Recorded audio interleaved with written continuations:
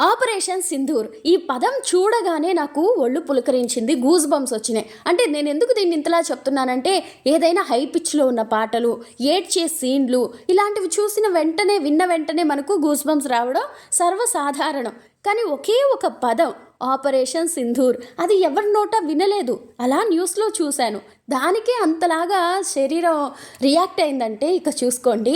అయితే మీరు కూడా దీన్ని ఇండియా పాకిస్తాన్ యుద్ధం అలా ఏమన్నా అనుకుంటున్నారా? అంటే నేను కూడా అలానే అనుకున్నాను. కానీ ఇండియన్ గవర్నమెంట్ ఏం చెప్పిందంటేనంట, పాకిస్తాన్ ఆర్మీ జోలికి మేము పోవట్లేదు, ఎవరైతే టెర్రరిస్టులు ఉంటారో, ఎక్కడైతే వాళ్ళ క్యాంపులు ఉండి వాళ్ళ ఇన్ఫ్రాస్ట్రక్చర్ ఉంటుందో అక్కడ మాత్రమే మేము అటాక్ చేస్తాము అని చెప్పారంట. ఇది మంచిదే కదా. అంటే మన దేశంలోకి వచ్చి మన వాళ్ళని చంపేసే టెర్రరిస్టులని మనం ఎదుర్కోవడం మంచి విషయమే కదా.